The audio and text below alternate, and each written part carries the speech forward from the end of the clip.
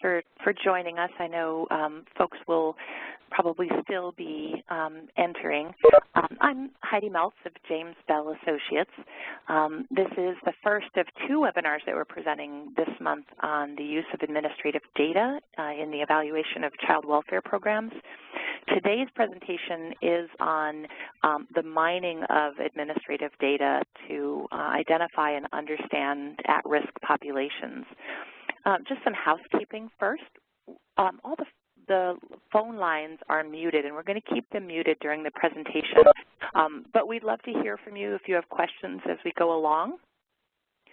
To submit a question, if you'll look on your Event Center page in the upper right, there is a chat icon.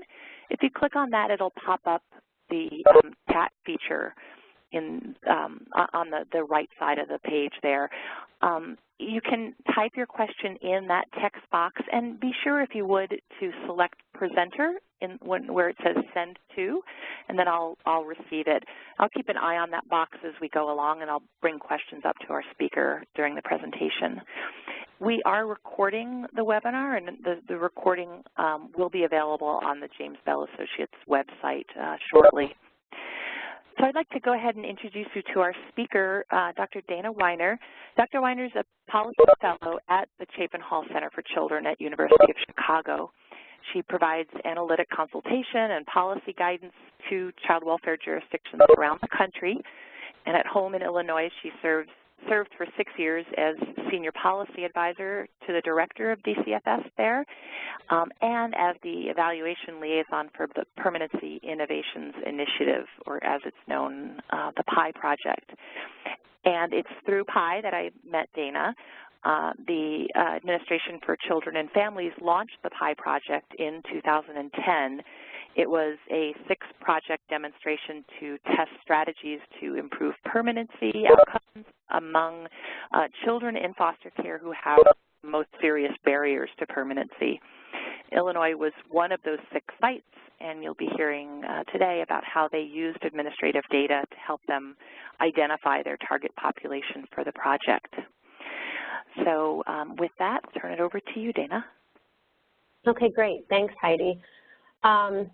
So as Heidi said, much of what I'll be speaking about is drawn from the experience with the Illinois Permanency Innovations Initiative, but I'll give some other examples as well. So today, what I'm hoping we'll do is talk about some of the key elements for productive data mining. We'll talk through what I think are the key steps in the approach to data mining to shed light on risk factors. And then we'll talk about examples. So I'll basically walk you through the steps using the Illinois PI example, but I'll also probably refer to the work that we're doing elsewhere in Illinois as well as in New York City. And then we'll talk a little bit about some of the considerations and risks that are entailed in using administrative data and how we might safeguard against those. Just to refer also to the OPRE framework for research and evaluation, I would characterize this type of research, data mining for target population refinement, I would characterize that as an exploratory descriptive study. So if you're familiar with that framework, it talks about different types of research, and I was thinking about, well, where does this fit in? And I think it fits in as an exploratory descriptive study, although we can talk about that, you know, as the conversation progresses. Okay. So starting out just with some key elements for what I think are important to productive data mining. So, and we'll talk about how these played out in Illinois PI.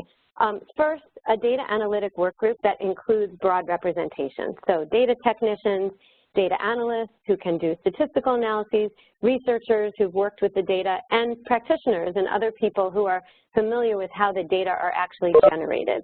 We'll talk about how we formed that group and how we made use of that group.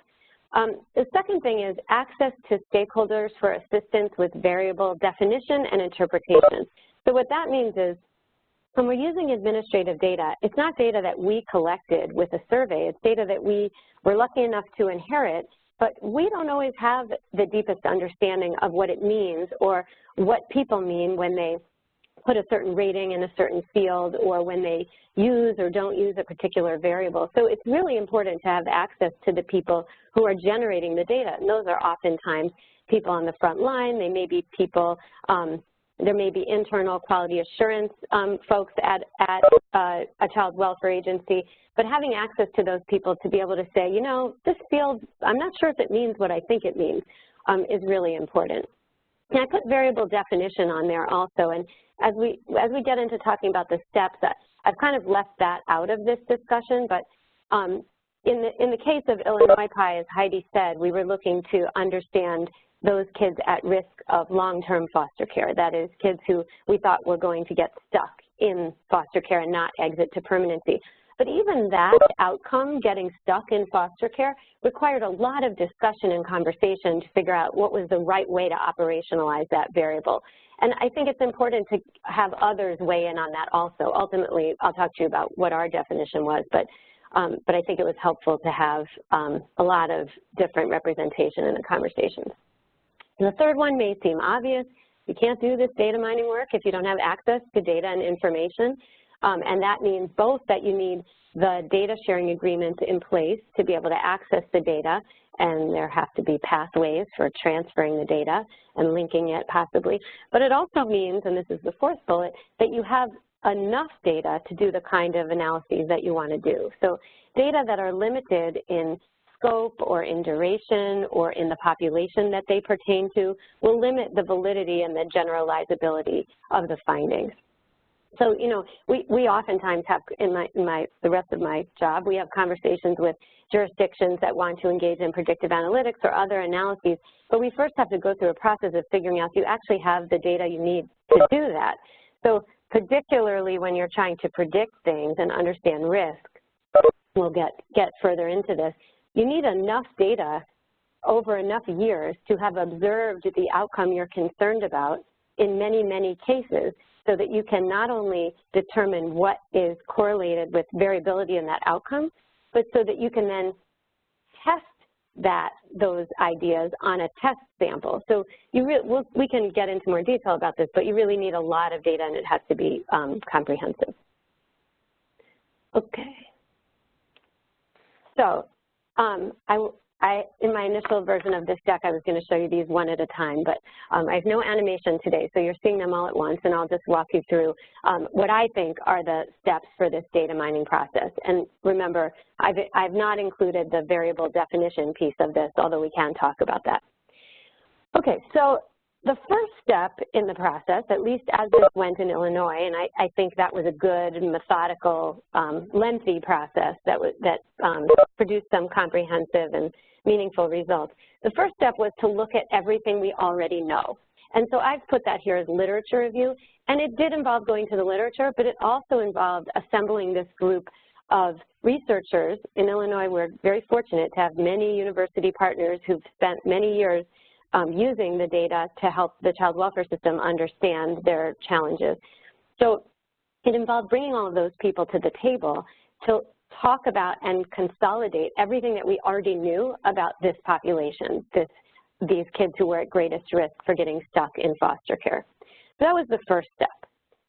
The second step that we went through was then to begin to look at those variables that seemed like they were going to be important, or even, you know, any of the variables. In some cases, we took, like we used the CANS, the Child and Adolescent Needs and Strengths in Illinois, and we took the entire CANS and we looked at the correlation of every item with the outcome we were interested in, which in this case was being in foster care 3 years after entering. We looked at each of those variables separately, so I'm calling that bivariate analyses, and I'll show you pictures of it in a few slides. And we also just looked to describe the population we were interested in general terms. And those activities, looking back at the literature and everything we had learned, and doing these univariate and bivariate analyses were really meant to generate hypotheses before we moved into the process of more multivariate analyses to try to test those hypotheses. So the next step was to do that. And again, I'm going to do the detailed Illinois walkthrough, but I'm kind of giving you the overview of the steps. The next step was to engage in this multivariate modeling to try to understand, well, what are the predictors that together in varying amounts predict risk of being in foster care for more than 3 years. And, we were able to do that to varying degrees. One of the things that became really clear to us was that, there are a number of approaches to doing this predictive modeling.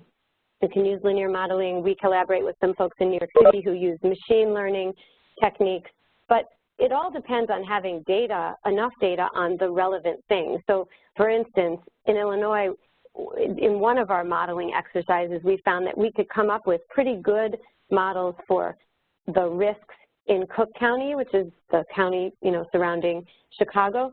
But outside of Cook County, where there are many separate court calendars and many judges who make decisions on a variety of different bases, it was very hard to come up with one predictive model that could predict risk across all of those areas. So, it was a learning process for us to confront some of those limitations.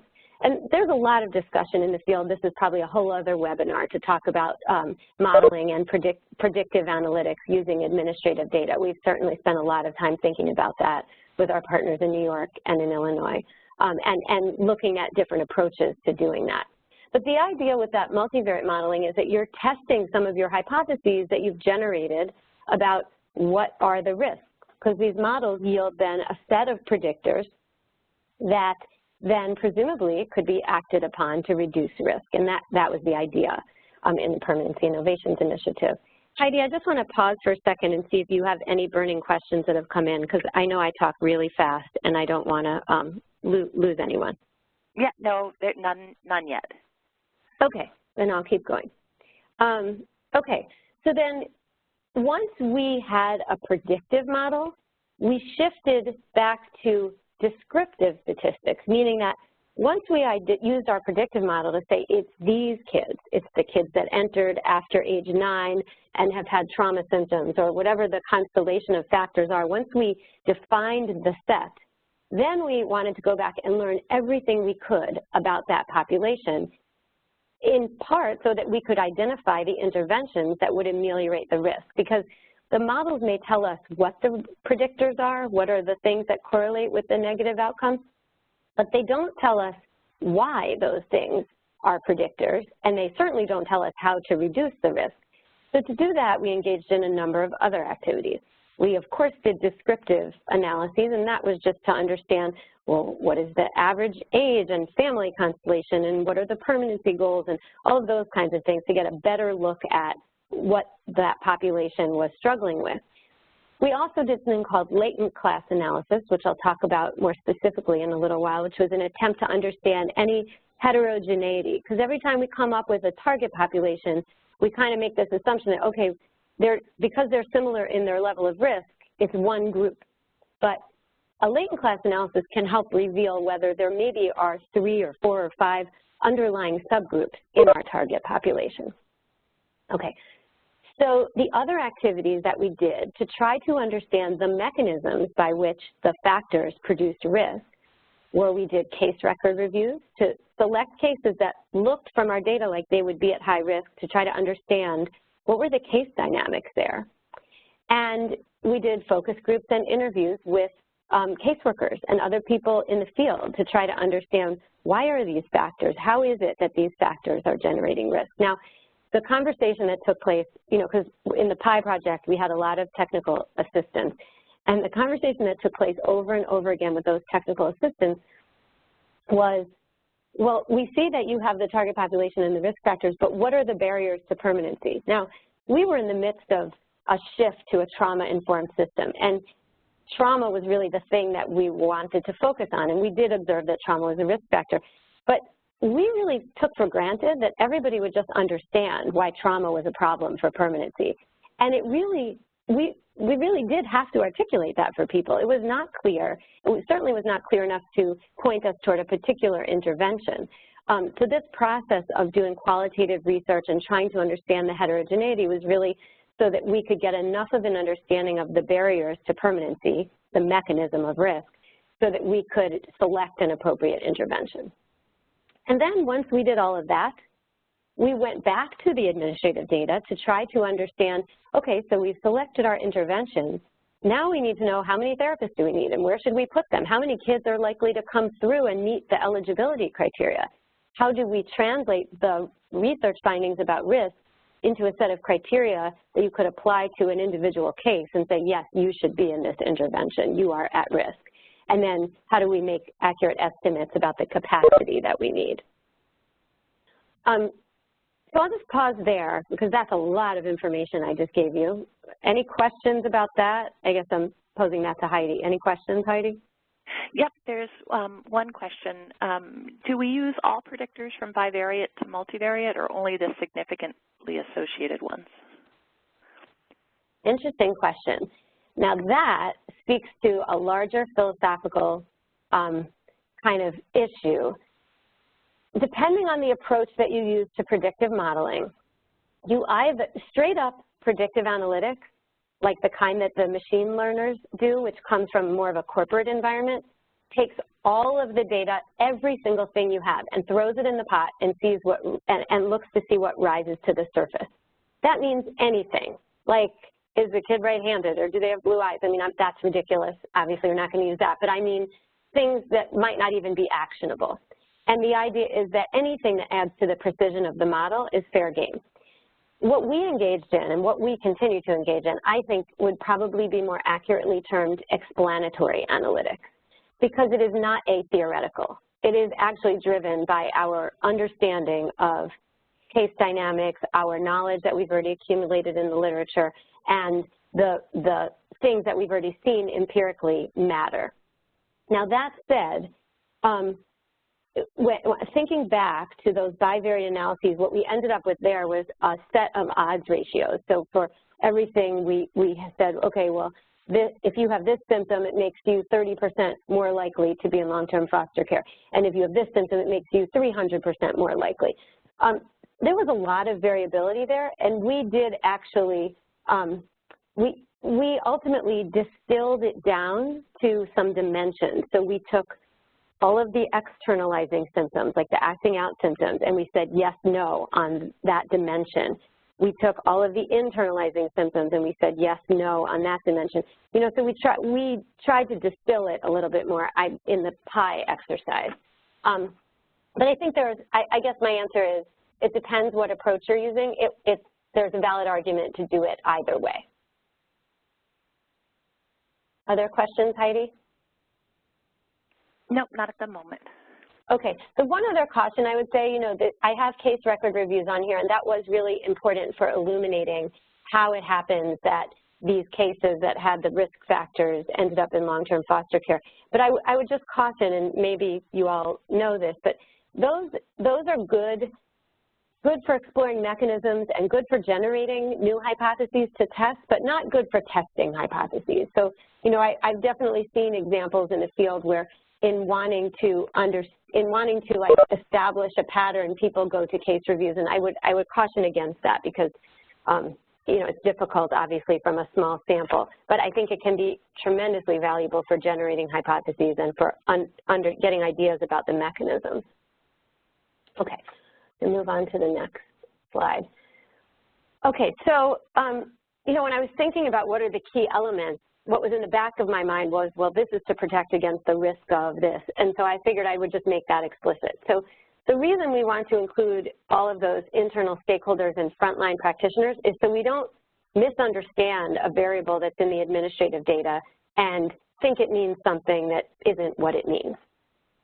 Because that is a risk. And I think sometimes we run the administrative data and we think we have this really interesting finding, and then we go back to the internal stakeholders and they say, oh no, people just use that variable because they know they're going to get this service if they use it, and so it's routinely not used correctly in the field. And so that really means something else.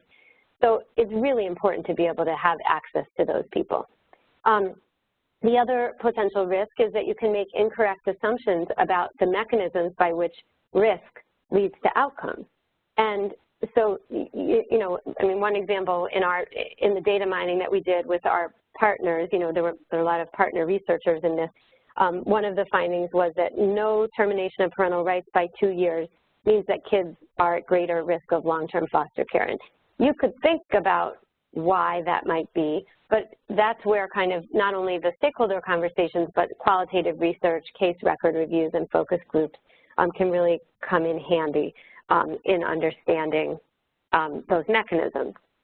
The third would be incorrect interpretation of the findings, thinking things mean something that is different from what they mean. And, you know, a lot of these examples are a similar kind of thing, where as the researcher, it looks a certain way. For instance, in New York City, in our predictive analytics exercise, we were trying to understand the predictors of families coming into frequent contact with preventive child welfare services. And one of the predictors that came up was more severe allegations at the outset, at the investigation, seemed to predict fewer contacts with preventive services. And at first that seemed counterintuitive, but when we actually talked to people, well, a more severe allegation may result in a child removal, which then would create less opportunity for the family to come into contact with preventive services. But without having this ongoing dialogue, it's really hard to make sure that you're accurately interpreting the findings. Now, I don't have an answer to the inadequate data problem. I mean, there's a risk that if you only have data, you know, we've been in places where they've said, well, we only fill out this tool on the cases that we think need this service. Well, right there, then you have a systemic bias in who you have the data on. So it's going to influence what you find, and it won't be generalizable to the rest of the population. I'll just pause there as I change the slide. Heidi, feel free to interrupt me if you have a question. Yeah, I will. Nothing yet. Okay. Okay, so I'm going to move into talking about the Illinois PI example, because I think it makes the point of, about a lot of these steps and considerations. So as you've heard, in Illinois, in PI, we were interested in identifying the population at greatest risk of long-term foster care, and then in describing that population so that we could identify the barriers to permanency. We also then analyzed the heterogeneity in the target population to identify characteristics and subgroups that might be particularly amenable to intervention. So this was really, preparing for this webinar was really a walk down memory lane. I went through like 6 years worth of documents and found things that brought back all kinds of memories. But I just wanted to show you, because I mentioned that we had this data analytic work group, and I could have just put points as bullets, but I actually took a snapshot of one of our agendas from one of those data analytic work group meetings, because I just wanted you to see how we engaged all these other researchers at the table. In some ways, there were a lot of people who had their hands on different parts of the elephant. So there were people who had studied psychotropic medication utilization and people who had studied subsidized guardianship, and everybody kind of had a different view on, well, what are the problems that may lead to long-term foster care? So we got everyone around the table. We defined our goal, which I just described to you. We talked about the roles of everyone at the table. And then we talked about what we were going to do, that this was a group that was going to look at alternative hypotheses and make sure that we left no stone unturned in understanding the barriers to long-term, to permanency. And this was going to be a group, like a sounding board, that we were going to use to help interpret the findings, because these were people who had their hands in all different parts of the Illinois data. And then we went through this process of summarizing for the group, what do we already know? And this was from one of our meetings. We talked about, okay, we know there's a relationship between trauma, strength, risk, and placement stability. We went over a document that summarized the research, because we actually wrote up a summary of all of the previous research. We talked about the bivariate analyses that we did, which I'll show you in a minute. And then we talked about some model building and person-centered analyses. So it might seem silly that I put that in, but I just wanted you to see like legitimate proof that we engaged this group of researchers in that way. Okay, so the next two slides are pictures of some of the bivariate analyses we did, although when I looked at this and I thought, maybe that's actually trivariate. This was not a modeling exercise, but it was an attempt to understand how trauma and age related to permanency, but not in a modeling way, just in a, let's look at the difference in rates. So I'll just quickly walk you through this. On the left-hand side, you see we broke up the population into 3 age groups. And this was just kids entered during one fiscal year, and this was their age at entry. So there was the young kids, the school-age kids, and the adolescents. Then we looked at the percent that had actionable trauma, and it was highest among the adolescents, as you can see. And then we looked among the kids that exited to permanency, how did the rate of trauma exposure and actionable trauma problems differ between the group that went to permanent homes and the group that didn't go to permanent homes? And what you can see when you look at this is the differential, the biggest impact of trauma on permanency seemed to be among these 9 to 12-year-olds. The difference there was the most dramatic. It was 48% of the kids who exited to permanency did not have actionable trauma, and 32% did have actionable trauma. So I'm sorry. The kids who had no actionable trauma, 48% of them exited to permanence, and the kids who had actionable trauma, 32% of them exited to permanence. And so the relative rate of permanence was 0.67. It was the lowest among that group of 9 to 12-year-olds. So that was, while we were building these hypotheses, this was one of the things that was really driving us, was this understanding that the kids in this age group who had trauma exposure, it seemed to have the biggest effect on their ability to reach permanency.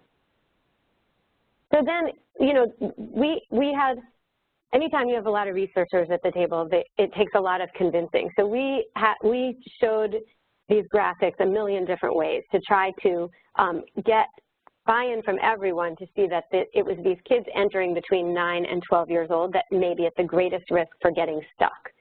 There were lots of arguments made about other age groups, but this is one of the graphics that we thought really made that point using the administrative data. What you're looking at here is of kids at the second anniversary of entering care.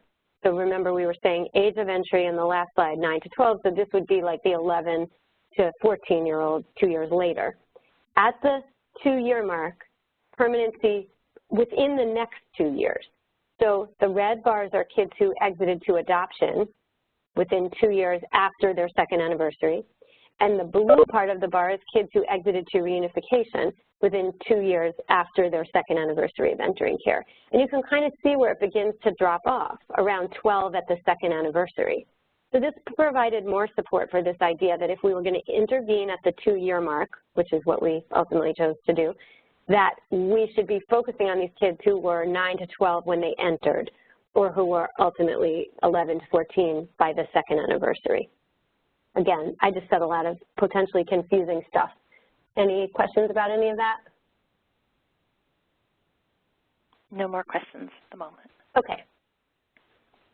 Okay, so then we moved into multivariate modeling, and we ended up with 6 types of predictors of the risk of long-term foster care. One was age, which stayed significant in all of our models, over 9 at entry. One was that parental rights issue, if there had been no termination by 2 years. One was the Cook County kids were much more likely to stay longer, and there are lots of hypotheses out there for why that is. One was placement type. So if the youth had ever been placed in a congregate care facility, that stands for institution group home, that IGH code, they had greater likelihood of being in foster care long term. If they had had placement instability, and we'll talk about how we define that, and if they had mental health or trauma symptoms or risk behaviors. So ultimately, yeah. I just step in. There was a question about how actionable trauma was measured.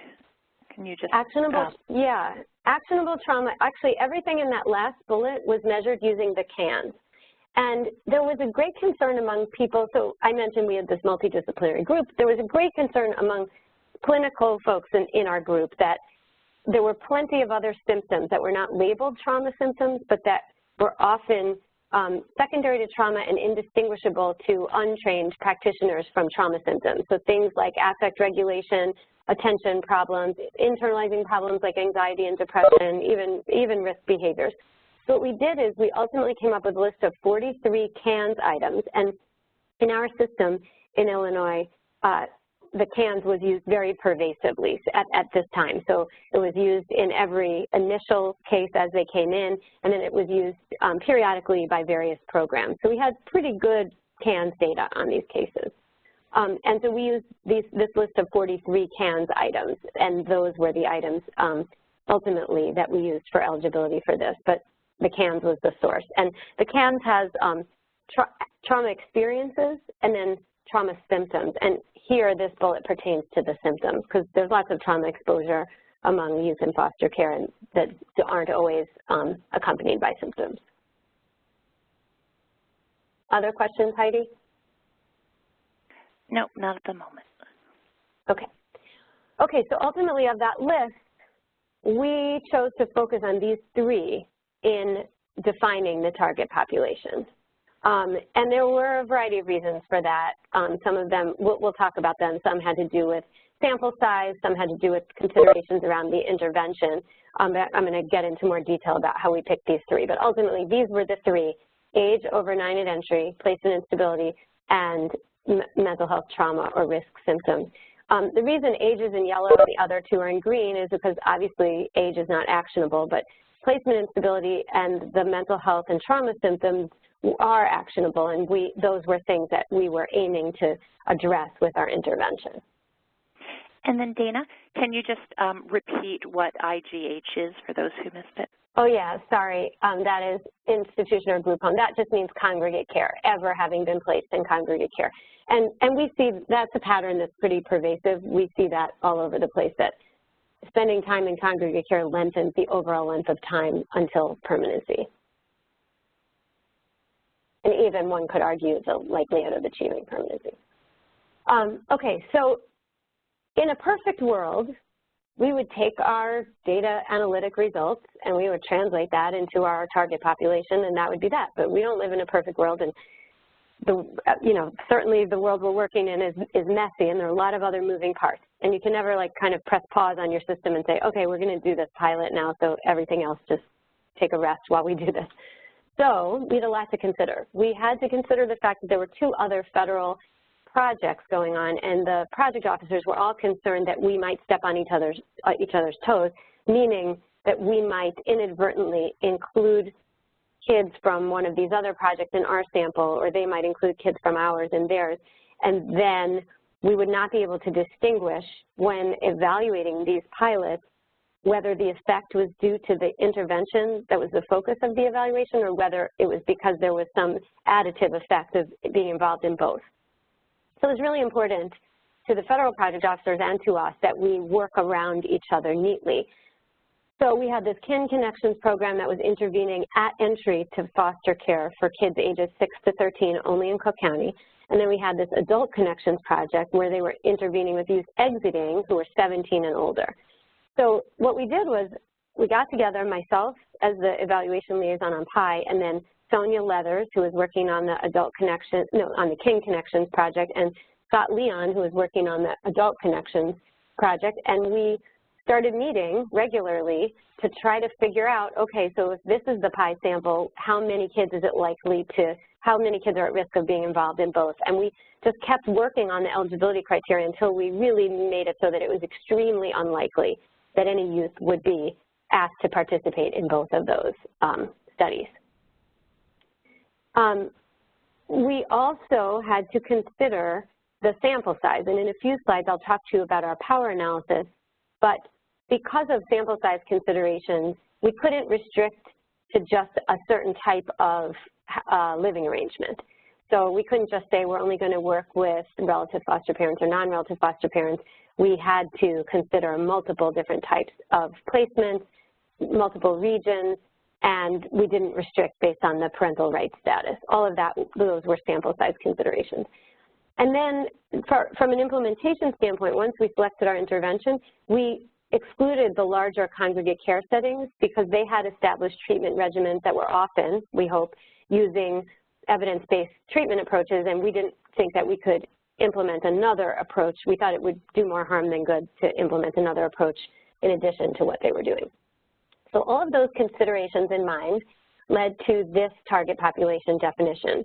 So the first bullet explains that thinking about the age risk factor and the federal project overlap together, we settled on including youth ages 11 to 16 at the 2nd anniversary of entering foster care. Considering the symptom risk, the placement stability risk, and the sample size consideration led us to settle on including youth with either one placement change and or one symptom from the list of 43 symptoms at the second anniversary of entry. Now, I've just summed up in this slide like months and months of work and many, many documents in like 2 bullets. Each of these, the second bullet in particular, we generated multiple analyses to try to understand, well, what if we do and versus or, and what if we require 1 move versus 2 versus 3, because we were just trying to keep recalibrating using the administrative data, looking retrospectively to make sure that we would have enough kids in our sample based on the rule that we made. Everyone still with me? I have one more question. Yeah. Did you have to use stratified random sampling? And this is related to the method of the multivariate analysis. Yeah, we did. No, well, it sounds like it's about the evaluation itself. We used random assignment. We were aiming to have every eligible youth assigned to either the intervention or the control group. We did not use stratified random sampling because we were really trying to meet. We were aiming for, I think, 410, 420 kids in both intervention and control, and therefore every youth that was eligible was randomized to either intervention or control. So we didn't use a stratified sampling design. If the question is pertaining to the actual analyses, when we did those analyses, there were 2 different questions. Yep. Okay. Is the question still about the random? So a separate question about the method of the multivariate analysis. Oh, I have to go. So Andy Zinn was the analyst who was then at Chapin Hall. I was at Northwestern. I have to go back and see what he used. We've used a number of different like software packages and techniques to do this. People have used HLM and other ways, but I would have to go back and look and see exactly what Andy did to build the models, which I can do. Like I said, I have thousands of documents. Okay, so the next thing that we did, Heidi, should I keep going? Yep, go ahead. Okay, all right. The next thing that we did was we wanted to understand heterogeneity, so we did this latent class analysis, and that was to identify subgroups. Now, the reason we did this was because we were focused on a trauma intervention based on what we learned from the predictive analytics. The trauma interventions, as you may know, some of them are focused really on a discrete single trauma, like TFCBT and a trauma narrative around something that happened. Some of them were focused on helping kids recover from complex trauma, which we defined as more than one type from this list: physical, sexual, emotional abuse, neglect, or witnessing family violence. And some were more kind of broadly focused. So we wanted to understand, well, of these kids in this sample that we've now identified, do we actually have meaningful subgroups? And so we measured symptoms in 4 clusters: trauma, behavioral, emotional, and internalizing. And we ran a latent class analysis using a sample of a little over 1,000 kids, and we found we had 3 clusters. A quarter of the kids in the sample, yeah. So there's another question about this term actionable trauma and whether it's a technical definition or whether it's more of a general term being used to refer to a collection of traits. Oh, good question. Okay, so that's kind of canned language. So actionable trauma or actionable anything, the way the CANS is rated is in terms of the action that needs to be taken. So a 0 means you don't need to do anything. A 1 means watchful waiting, kind of monitor this, but it's not an actionable problem yet.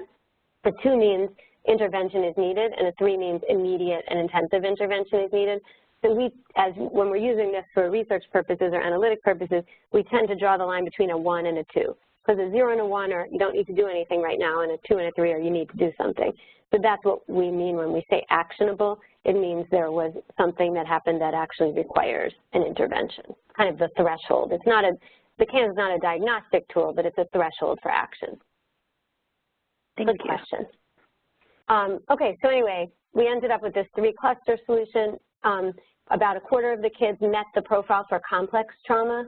95% of them met that criterion, and they had high rates of symptoms in all the groups.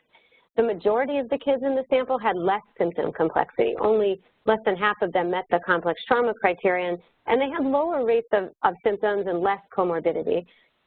But they all had high rates of exposure to some kind of trauma. But then this third cluster of 15% really looked like a behaviorally disordered group that had higher rate of detention involvement. They all had behavioral dysregulation issues, high rates of affect dysregulation. They were mostly male. So that, it gave us a sense of like, okay, we have these three groups. We should pick an intervention that's going to apply to at least the majority of them. And so we had some numbers to apply to the population, and we made some more decisions. So we thought, well, if we're doing a complex trauma intervention, we might have 60% of a sample meet the criteria. If we do a targeted trauma intervention, all the youth with symptoms and trauma experiences other than neglect would be appropriate. And so this got us closer to estimates. I'm realizing that I don't have a ton of time left, so I'm going to cruise through some of these. Heidi, do you want to tell me what time you want me to stop for general questions? No, I think you can just keep going. You've certainly got another 15 minutes, and okay. I think you're doing fine. Okay, great. Okay, so then I mentioned we also did a power analysis. In order to do the power analysis, we couldn't do that till after we selected our intervention. The point of the power analysis, as you probably all know, is to determine the sample size necessary to detect a true difference, if it exists, between the intervention and the control group with sufficient power. And it depends on the effect size that is expected for the intervention. So you need to know, in our case, we were choosing an intervention that had some evidence base, so we had to go to those developers and say, what should we expect? Now, they really couldn't tell us definitively what we should expect in terms of an effect size on permanency outcomes. But they could tell us, well, when we tested this on affect regulation, we tend to see, a 0.5 effect size or a 0.4 effect size. When we talked to them and extrapolated what we might find on permanency outcomes, we estimated that we should try to detect a pretty small effect of 0.3. And we wanted power set at 0.8, which is, standard good power. And that led us to say that we needed about 190 per group. Ultimately, we settled on a target of 420 kids that would be randomized to intervention and control. Okay. So then I kind of think this gets into the fun part. All of this was fun, but then once we know our intervention and we know that what our target population is and we've identified what they need, then we go back to the administrative data to try to help implement this thing, to say, okay, well, where are those kids? And how many of them are there? How many therapists do we need, and where should we put them? Answering those questions required more analytics, but also some geospatial analyses to look at where on a map were the kids who met the eligibility criteria, which of course we could do because it came from the historical data. So we looked at the variation in distribution by region, by permanency goal, by placement type and agency, and to start to build an understanding of what the implementation would take, we used two cohorts. We used the historical cohort that would be big enough that we could, deduce from the proportions there what the population was likely to look like. And then we took what we called a startup sample, meaning if we started this study today and we took kids who met criteria over the last 4 months, how many would there be in different regions? So I'll show you just some examples of what that looks like.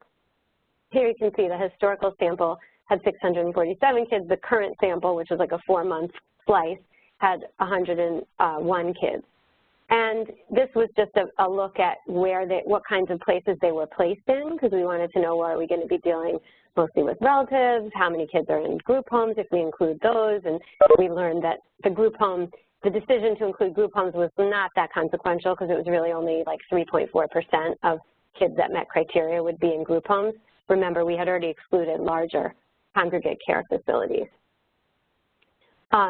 This was a look at the permanency goals for the startup sample, that 4-month sample, because we wanted to know we were only going to include biological parents in the intervention if they were still working on reunification. So we wanted to know, well, how many bio parents are we likely then to have? This let us know that. You can see how, we're still massaging the administrative data to give us a sense now of a much different thing, which is what are we likely to need for capacity for the intervention. Okay, so this might be too small for you to read the region names, but you don't really need to read them. The point here is that each colored slice of these beautiful rainbowy bars is a different region, subregion in Illinois.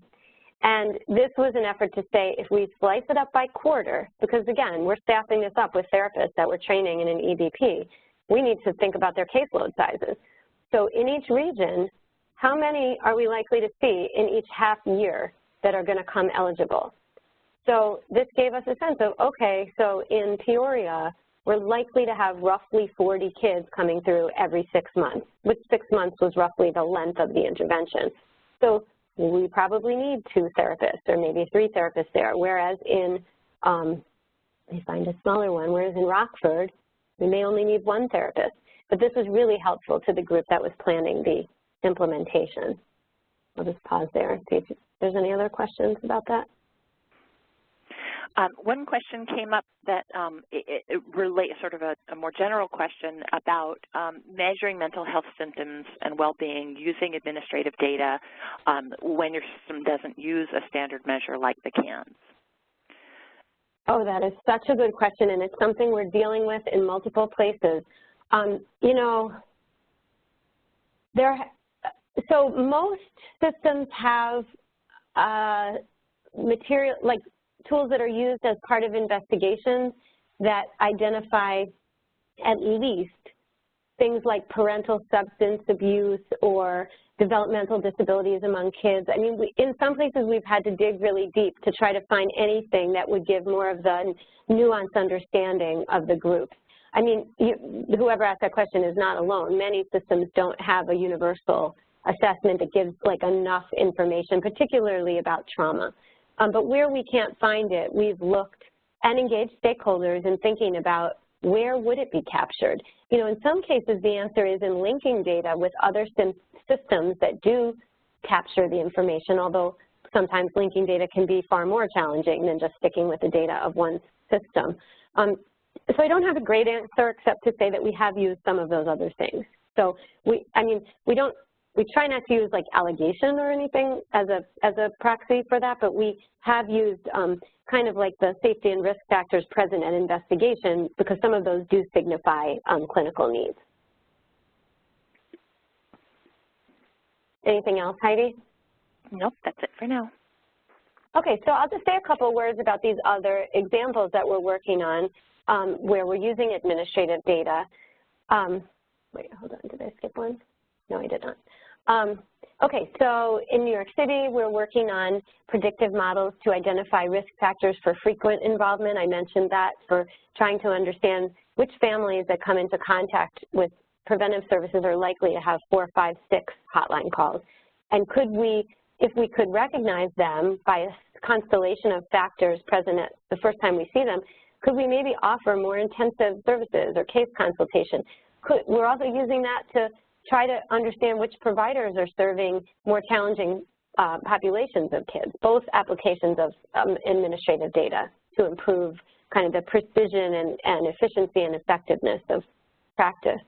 And then certainly in Illinois, there are many other examples of the use of predictive models. The most recent one is probably our work to identify which kids are at risk for high-end congregate care placements.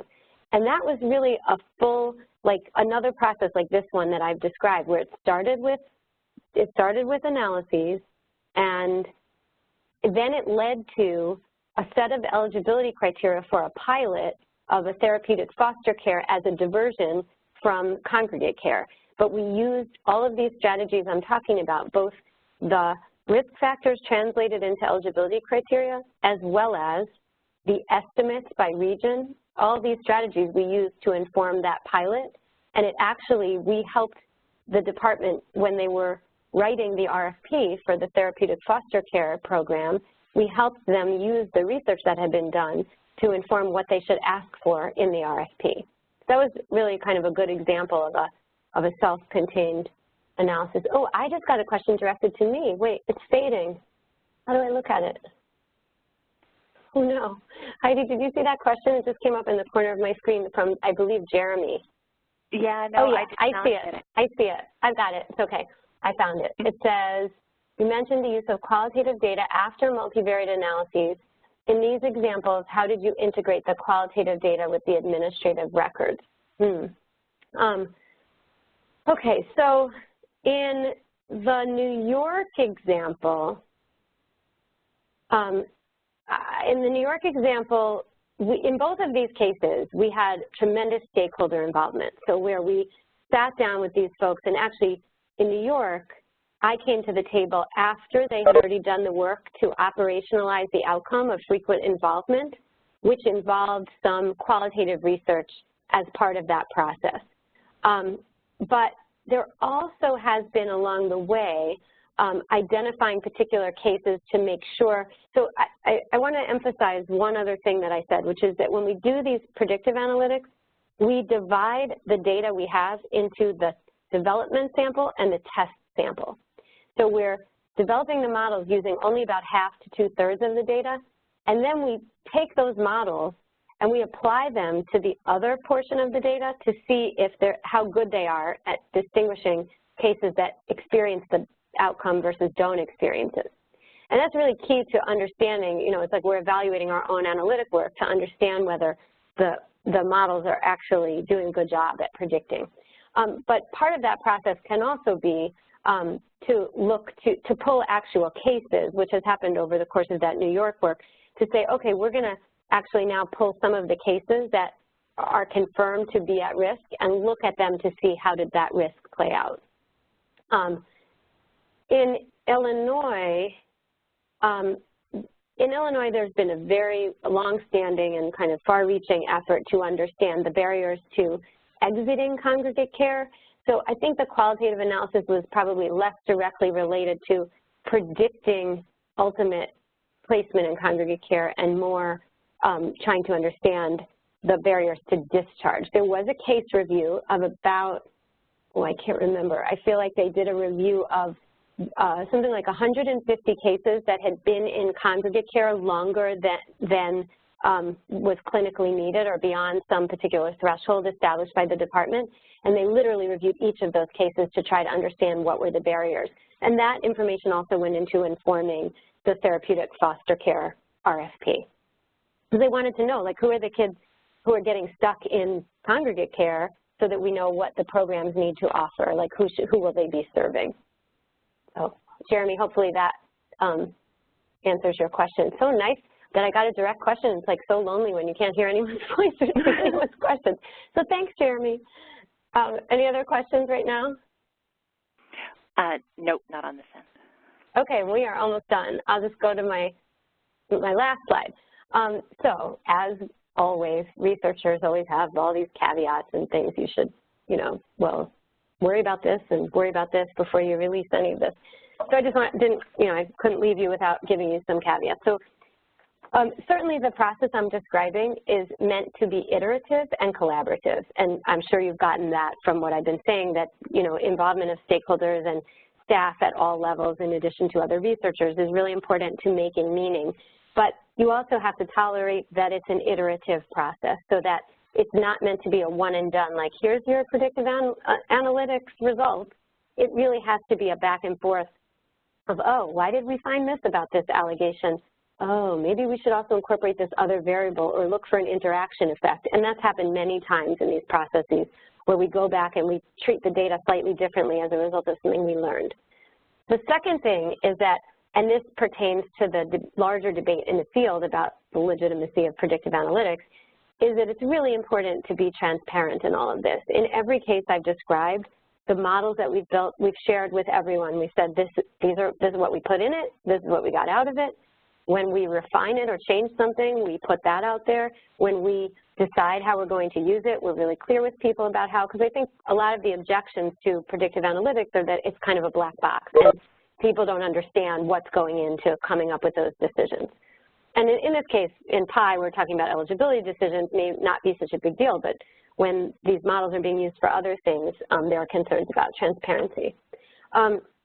Along those lines, we think it's really important to consider where you want to plug in this powerful analytic output, because you don't want to make some decisions based on quantitative information, and this speaks to the last point.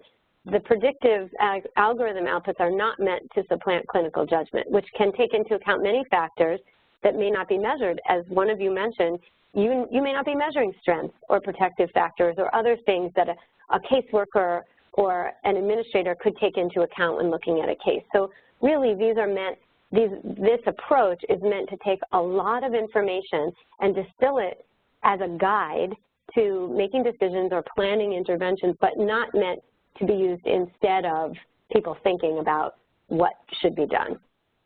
So that's kind of the conclusion of my prepared comments with 3 minutes to spare. I don't know if there are any remaining questions. There was one that came up about defining frequent involvement. Was the definition of that? Oh yeah, so that was, so in New York City, they had the Frequently Encountered Families Workgroup, and it met, I think, for about a year before settling on some definitions. And the definitions, I have to go back to them, but they were things like more than one investigation within 6 months, or there were like 6 different outcomes that we were interested in predicting. And they were kind of, they varied. You know, one had to do with intergenerational involvement. So frequent involvement, meaning we saw this case as when the kid was a child, and then we saw the child be a parent in a case. And that was also considered one definition of frequent involvement. So whatever the outcome was of the 6, we then had to operationalize it in the data, come back to the group and say, okay, this is how we're defining this. We're going to look back in the last 6 months, and any case that had more than one investigation is going to count as a hit, like that they experienced this. And then we had the group, you know, debate it with us. Some were really clear-cut, and others were a little more difficult. Like the intergenerational one was a little harder.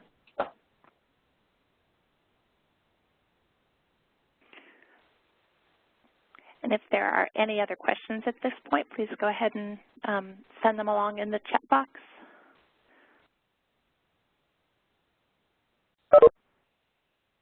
Yep, I don't see any others. All right, thank you, Dana, very much. Really appreciate it. And thank you, everyone, for your time. We really appreciate you being here. My pleasure. Thanks for having me. Take care, y'all.